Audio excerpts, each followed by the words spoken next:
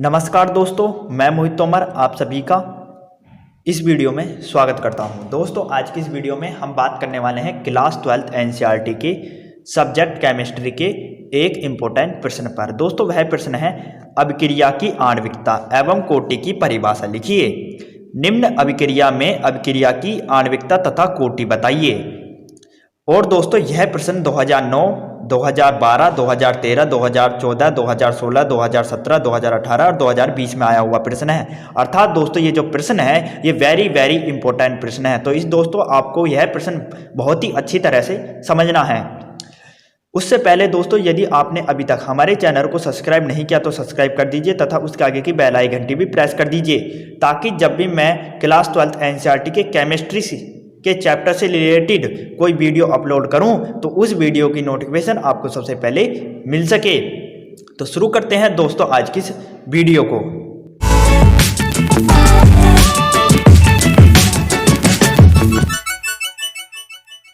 दोस्तों हमारा प्रश्न क्या है? हमारा प्रश्न है अभिक्रिया की आणविकता एवं कोटि की परिभाषा लिखिए। निम्न अभिक्रिया में अभिक्रिया की आणविकता तथा कोटि बताइए। तो दोस्तों हमें इस प्रश्न में क्या करना है? हमें इस प्रश्न में अभिक्रिया की आणविकता की और कोटि की परिभाषा लिखनी है और फिर हमें आणविकता और कोटि के उदाहरण देकर यह बताना होगा कि अभिक्रिया की आणविकता किसे कहते हैं और कोटि किसे कहते हैं। तो दोस्तों पहले हम बात करते हैं अभिक्रिया की आणविकता पर। तो आपको हेडिंग डालनी है दोस्तों अभिक्रिया की आणविकता। दोस्तों मैंने हेडिंग डाल लिया अभिक्रिया की आणविकता। अब दोस्तों आपको इस हेडिंग में लिखना है किसी अभिक्रिया में भाग लेने वाले सभी अभिकारकों के कुल न्यूनतम अणुओं की संख्या को उस अभिक्रिया की आणविकता कहते हैं। तो दोस्तों आपको अभिक्रिया की आणविकता की परिभाषा सेम इसी तरीके से लिखनी है। अब दोस्तों आप अभिक्रिया की आणविकता को समझिए अभिक्रिया की आणविकता के उदाहरण से। तो दोस्तों आपको हेडिंग डालनी है उदाहरण। दोस्तों देखिए मैंने हेडिंग डाली है उदाहरण, आपको भी दोस्तों उदाहरण हेडिंग डालनी है। क्या डालनी है? उदाहरण। अब दोस्तों देखिए हमारे पास 3 उदाहरण है। कितने उदाहरण है? 3। अब मैं 3 उदाहरण के माध्यम से आपको आणविकता के बारे में बताता हूं कि अभिक्रिया की आणविकता किसे कहते हैं। दोस्तों मैंने अभिक्रिया की आणविकता में आपको क्या बताया था कि अभिक्रिया में भाग लेने वाले सभी अभिकारकों की कुल न्यूनतम अणुओं की संख्या को उस अभिक्रिया की आणविकता कहते हैं। अर्थात दोस्तों किसी अभिक्रिया में कितने अभिकारक भाग ले रहे हैं उसी की संख्या को हम क्या कहेंगे? आणविकता कहेंगे। क्या कहेंगे दोस्तों? आणविकता। अब दोस्तों देखिए NH4NO2 ये हमारा अभिकारक है। ये क्या दोस्तों? अभिकारक, क्योंकि ये रासायनिक अभिक्रिया में क्या ले रहा? भाग ले रहा है। जब इसने अभिक्रिया में भाग लिया तो इस अभिकारक को गर्म करके क्या बना हमारा? N2+2H2O। क्या बना दोस्तों? N2+2H2O। अब दोस्तों ये तो हमारा अभिकारक है। तो अभिकारक कितने हैं दोस्तों इस अभिक्रिया में? एक अभिकारक है। तो दोस्तों आणविकता भी कितनी होगी? एक होगी। जब दोस्तों हमारा रासायनिक अभिक्रिया में भाग लेने वाला अभिकारक एक है तो आणविकता भी एक होगी। अब दोस्तों दूसरा उदाहरण देखिए। दूसरा उदाहरण क्या हमारे पास? H2+I2। अब दोस्तों देखिए हमारे पास यहाँ 2 अभिकारक है। कितने अभिकारक है? 2। एक तो H2+I2। अब दोस्तों जब इन दोनों की क्रिया हुई तो हमारा क्या बना? 2HI। क्या बना दोस्तों? 2HI। तो दोस्तों इस अभिक्रिया में हमारे पास कितने अभिकारक हैं? 1, 2 अभिकारक हैं। तो 2 अभिकारक हैं तो आणविकता भी कितनी होंगी दोस्तों? 2 होंगी। जब अभिकारक 2 हैं तो आणविकता भी क्या होंगी? 2 होंगी। सीधी सीधी बात है दोस्तों। अब तीसरा एग्जाम्पल देखिए। तीसरे एग्जाम्पल में क्या भाई?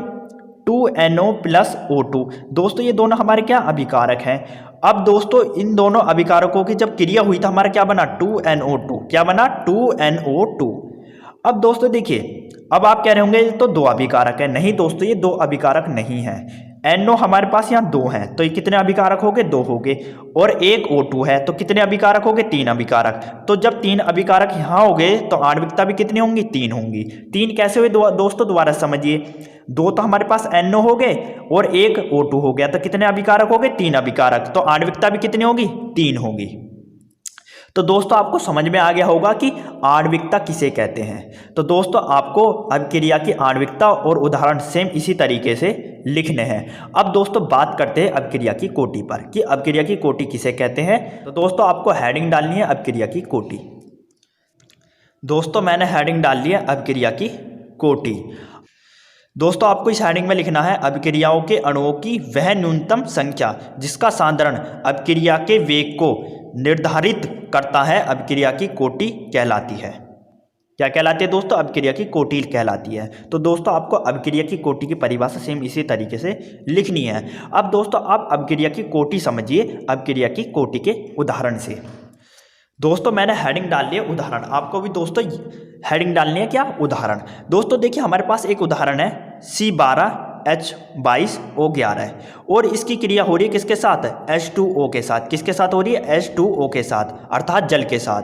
किसकी उपस्थिति में? H आयन की उपस्थिति में। किसकी उपस्थिति में? H आयन की उपस्थिति में। तो दोस्तों ये हमारा क्या है? अभिकारक है। ये भी अभिकारक है, ये भी अभिकारक है। तो इन दो अभिकारकों की जब क्रिया हुई वो भी H आयन की उपस्थिति में, तो दोस्तों हमारा क्या बना? एक तो बना C6H12O6 और दूसरा क्या बना हमारे पास?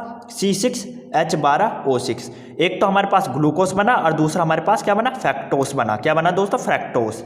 अब दोस्तों ये जो हमारा ग्लूकोज है, ये ग्लूकोज हमारे अभिक्रिया के वेग का निर्धारण कर रहा है, मतलब H आयन को निर्धारण कर रहा है। क्या कर रहा है दोस्तों? H आयन का निर्धारण कर रहा है। तो दोस्तों जब H आयन हमारे पास कितने हैं? एक है, तो कोटि भी कितनी होगी दोस्तों? एक होगी। कोटि भी कितनी होगी दोस्तों? एक होगी। जब दोस्तों अभिक्रिया के वेग का निर्धारण ग्लूकोज कर रहा है, ग्लूकोज कितना है?